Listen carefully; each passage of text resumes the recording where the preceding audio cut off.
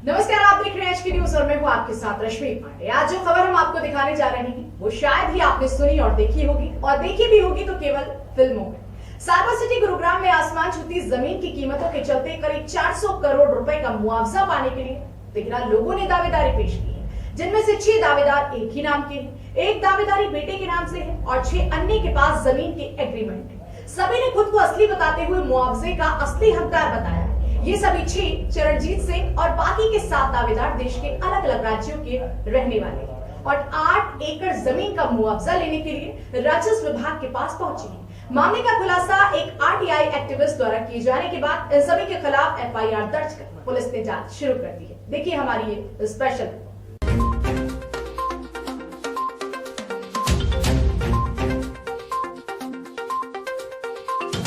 बॉलीवुड की फिल्मों में दो हमशक्लों की कहानियां अक्सर देखने को मिलती हैं। वास्तविक जिंदगी की इस अनोखी कहानी के पात्र शक्ल से बेशक जुदा हैं, लेकिन गुरुग्राम में 400 करोड़ रुपए का जमीनी मुआवजा पाने के लिए एक ही नाम चरणजीत सिंह और इस एक ही नाम के 6 दावेदार सामने आए।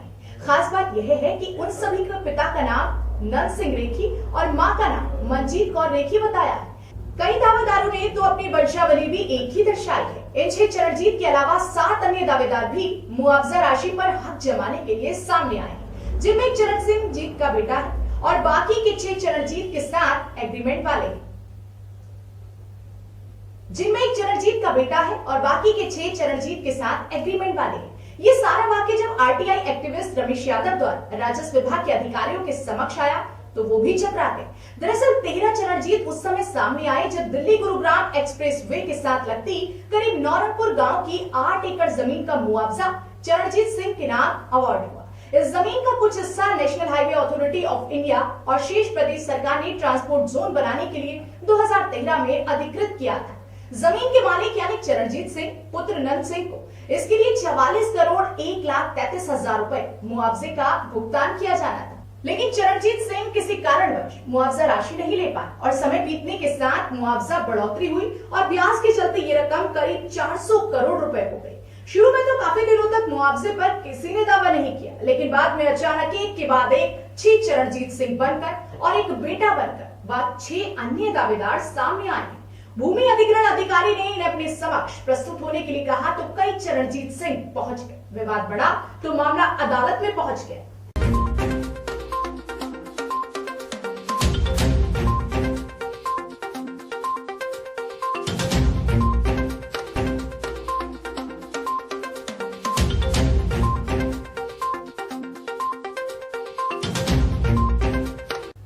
वर्ष 2018 से ये मामला असली चरणजीत सिंह की पहचान के लिए अदालत में चल रहा है और अगली सुनवाई 7 जुलाई को होनी है। इस बीच 6 और चरणजीत सिंह सामने आ गए हैं और उन्होंने भी मुआवजे को लेकर दावेदारी पेश कर दी। ये देखिए 64 कनाल 14 मरला जमीन है, जो कि बहुत प्राइम लोकेशन पे बिल्कुल हाईवे पे, और इस पे ओवरलूप बनाया जा रहा है। अभी गवर्नमेंट ने एक्वायर कर ली है। ये प्रॉपर्टी गवर्नमेंट ने एक्वायर की थी 2013 में, तब इसकी कीमत 45 करोड़ रुपए थी और उसके बाद एनहेंसमेंट बढ़ के और इसका इंटरेस्ट लग के लगभग 400 करोड़ हो रहा है। लेकिन सबसे मजेदार बात यह है कि इस प्रॉपर्टी का जो मुआवजा था उसके दावेदार जो आए हैं टोटल 13 आए हैं, जिसमें 6 लोग तो खुद को चरणजीत बताते हैं, जिनकी अलग अलग आईडी है, अलग अलग डेट ऑफ बर्थ है, अलग अलग एड्रेस है, लेकिन सारे बोलते हैं कि मैं असली चरणजीत इसका मालिक हूँ, मैं असली चरणजीत मालिक हूँ। और सारी जो आईडियाँ हैं वो अभी पिछले 4-5 साल में बनाई हुई है, पुरानी किसी की कोई आईडी नहीं है। वर्ष 2018 से ये मामला असली चरणजीत सिंह की पहचान के लिए अदालत में चल रहा है और अगली सुनवाई 7 जुलाई को होनी है। इस बीच 6 और चरणजीत सिंह सामने आ गए हैं और उन्होंने भी मुआवजे को लेकर दावेदारी पेश कर दी। ये देखिए 64 कनाल 14 मरला जमीन है, जो कि बहुत प्राइम लोकेशन पे बिल्कुल हाईवे पे, और इस पे ओवरलूप बनाया जा रहा है। अभी गवर्नमेंट ने एक्वायर कर ली है। ये प्रॉपर्टी गवर्नमेंट ने एक्वायर की थी 2013 में, तब इसकी कीमत 45 करोड़ रुपए थी और उसके बाद एनहेंसमेंट बढ़ के और इसका इंटरेस्ट लग के लगभग 400 करोड़ हो रहा है। लेकिन सबसे मजेदार बात यह है कि इस प्रॉपर्टी का जो मुआवजा था उसके दावेदार जो आए हैं टोटल 13 आए हैं, जिसमें 6 लोग तो खुद को चरणजीत बताते हैं, जिनकी अलग अलग आईडी है, अलग अलग डेट ऑफ बर्थ है, अलग अलग एड्रेस है, लेकिन सारे बोलते हैं कि मैं असली चरणजीत इसका मालिक हूँ, मैं असली चरणजीत मालिक हूँ। और सारी जो आइडिया हैं वो अभी पिछले 4-5 साल में बनाई हुई है, पुरानी किसी की कोई आईडी नहीं है। वहीं नकली चरणजीत सिंह का आईडी कार्ड बनाकर सभी मुआवजा हड़पना चाहते हैं। आरटीआई एक्टिविस्ट के अधिकार मंच नामक संस्था के सदस्य रमेश यादव ने पूरे विवाद की अपने स्तर पर छानबीन के बाद सीएम विंडो पर शिकायत की है और उसके बाद पुलिस कमिश्नर मोहम्मद अकील के हस्तक्षेप से सेक्टर 37 थाने में कादीपुर तहसील की शिकायत पर सभी दावेदारों के खिलाफ विभिन्न धाराओं के तहत एफआईआर दर्ज की गई है, जिनमें से 7 लोगों के नाम जोड़े गए हैं। वहीं इस मामले में एसीपी सत्यपाल यादव का कहना है कि जल्द ही सभी को तफ्तीश में शामिल कर असली दावेदार का पता लगाया जाएगा। ये हमारे थाने के अंदर एक कंप्लेंट प्राप्त हुई थी नायब तहसीलदार कादीपुर की तरफ से, और उस संबंध के अंदर इसमें मुकदमा दर्ज किया हुआ है। ये कुछ व्यक्ति अपने आप को चरणजीत सिंह बताते हुए, और जो नरसिंहपुर की कुछ ज़मीन है जो सरकार ने एक्वायर कर ली, उसके मुआवजा के संबंध के अंदर है। तो इसके अंदर मुकदमा नंबर 44 है, सेक्टर 37 थाने के अंदर दर्ज कर लिया गया और इसका अनुसंधान किया जा रहा है।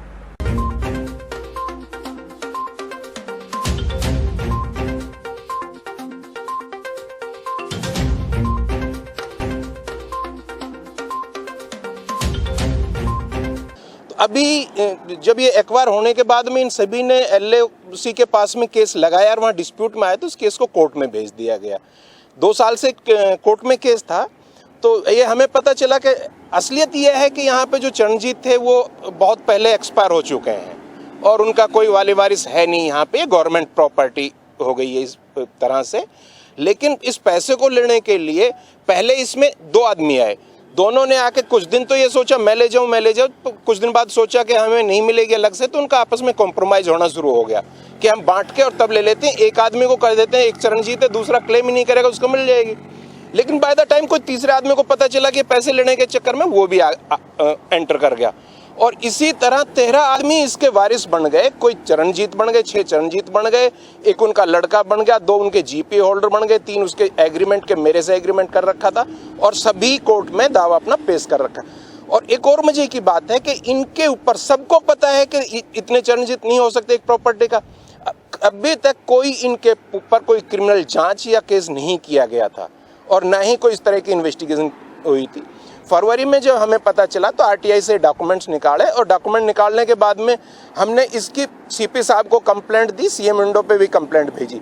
सीपी साहब ने वो हमारी कंप्लेंट डीसीपी साहब को सेक्टर 37 में भेज दी, जिसमें हमने साफ लिखा है एक प्रॉपर्टी के 13 तो मालिक हो नहीं सकते, और एक ही नाम के, एक ही बाप का नाम और एक ही प्रॉपर्टी के मालिक अगर ये बता रहे हैं तो इन्होंने जो आईडी बनाई है वो फेक है। तब सीपी साहब ने सेक्टर 37 में एसएचओ साहब के वहाँ से एफआईआर दर्ज करवा लिया। अब इस पर इन्वेस्टिगेशन होगी कि इनमें कौन चरणजीत है। चरणजीत तो है ही नहीं। अब ये प्रॉपर्टी ये है कि गवर्नमेंट की थी और गवर्नमेंट के पास रह जाएगी।